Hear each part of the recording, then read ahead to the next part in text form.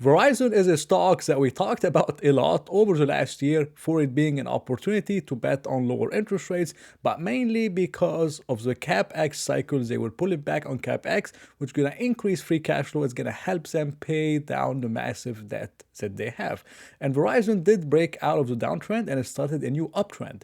But it's been stalling over the last few months and they reported earnings. Earnings were not the best. So I decided to do a very quick update on Verizon, talk about earnings, talk about the thesis of the stock, what I see happening, and if the 6.7, pretty close to 7%, 6.7% dividend, is it safe or is it maybe a dividend trap and it's going to be cut like many different stocks? This is what I'm going to talk about in the video. Now, this quarter, Q1 of 2024, has not been impressive at all. I didn't like it. I didn't like the numbers.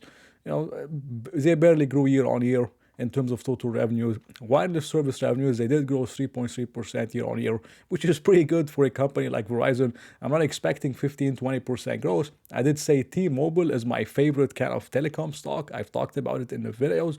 But Verizon, 3.3% is not bad, but it's not the best numbers. Adjusted EPS, down 4.2% year on year. And the part that I really didn't like at all was the interest expense. If you look at the interest expense, I tried to highlight it, but it wasn't working out. So it was 1.2 billion in Q1 of 2023. Now interest expense jumped to $1.6 billion, over a 35% jump in interest expense. And this is what's happening. They have a lot of floating rate debt.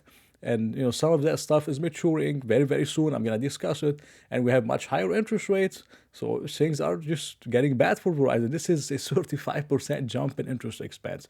It's very, very bad. And the company does have a lot of debt, over $140 billion of debt. AT&T also has a lot of debt. But this is how these telecom companies operate efficiently to try to increase their return on equity. And they do it by taking on a lot of debt and doing a lot of things because they have very predictable revenues, very predictable free cash flow. And this is how these companies should operate. They should operate with a lot of debt. But I believe $140 billion for something like Verizon is a lot of debt. But as you could see, between 2022 and 2023, they paid some of it off. And I believe for the first time ever, they are in an amazing position to start paying down the debt.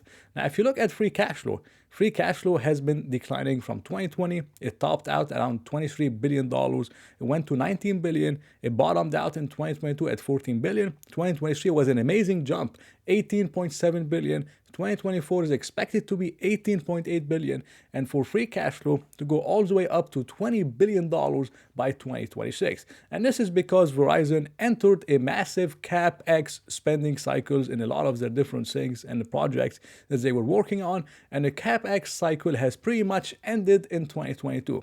So they were making pretty good free cash flow, pretty good cash from operation, but capital expenditures were so high that it actually decreased free cash flow for the company. But as you could see, this is not the case at all. And every single year, CapEx is going to be decreasing, which is ultimately going to increase free cash flow for the company. This is for Q1 of 2023. Cash from operations was $8.3 billion. Now it's only $7.1 billion. But this is only a one-off because they had a lot of one-time expenses due to interest expense and something within pensions and many different things. But they had a lot of one-time expenses. But again, cash from operations going down is not good at all. But if you look at CapEx, capital expenditures, in Q1 of 2023, it was $6 billion. Now it's only $4.4 billion.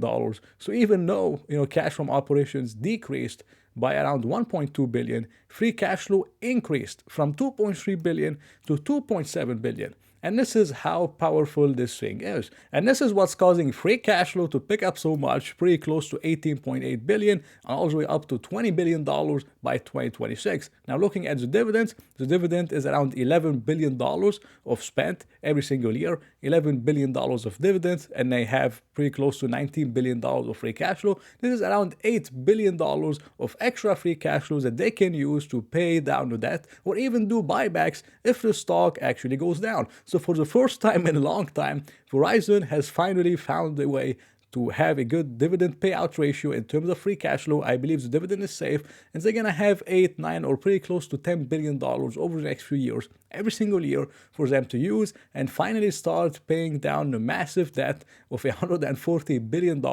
which is ultimately gonna reduce interest expense and is gonna increase free cash flow even more in the future. So this is why I was bullish on Verizon over the last few months, and it did move up decently. But I didn't like this report at all. And the last problem that Verizon is facing is, of course, higher interest rates and also near-term debt maturities.